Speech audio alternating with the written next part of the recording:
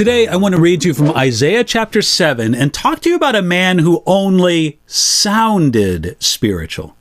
Here we go, Isaiah chapter 7, verses 10, 11, and 12, where we read this. Moreover, the Lord spoke again to Ahaz, saying, Ask a sign for yourself from the Lord your God. Ask it either in the depth or in the height above. But Ahaz said, I will not ask, nor will I test the Lord.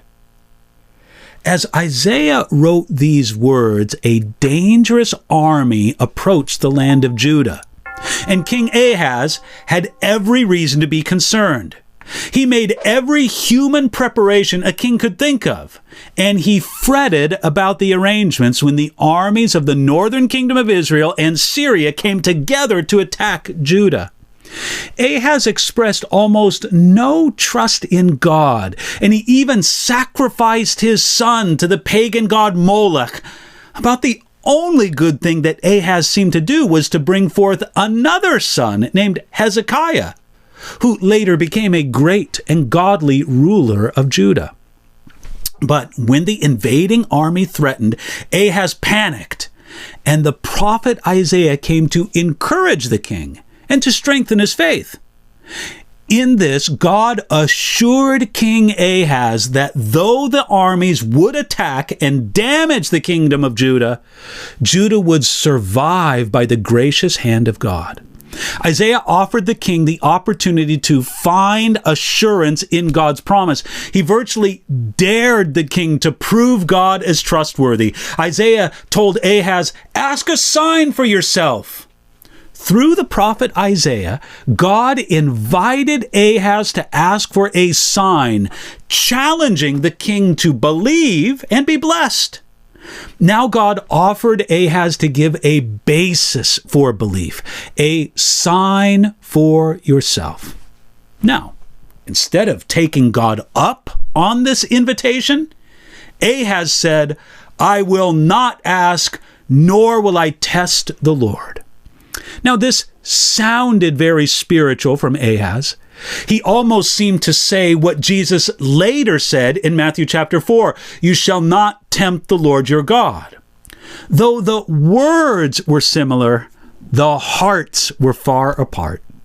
Ahaz refused to ask for a sign because if God fulfilled the sign, then Ahaz would be obligated to believe. This was not tempting or testing God in a wrong way. It's never testing God to do what he tells us to do, and if the Lord invites us to test him, we should. For example, in Malachi chapter 3, verse 10, the Lord invited Israel to give as he commanded, and thereby prove me now in this, as it says in Malachi 3. The matter of giving proportionally to God and to his work from our resources, well, that's what God told Israel to do. But perhaps Ahaz was bitter against the Lord because all the disaster that Judah had already been through at the hands of Israel and Syria. Perhaps this was his mindset. I want nothing to do with the God who allowed it to get this bad. Whatever his reason was, Ahaz rejected God's invitation, and he found himself poorer because of it. So here's the question. What has God offered you that you have refused? Perhaps there was a very spiritual sounding reason why you refused it. We can be pretty good at thinking up spiritual sounding reasons for going our own way. It's humbling to realize that God sees through our spiritual sounding reasons, and he sees the secret place of the heart. There's no hiding from his searching gaze, and when he offers us something, we can trust that a loving hand is extended to us.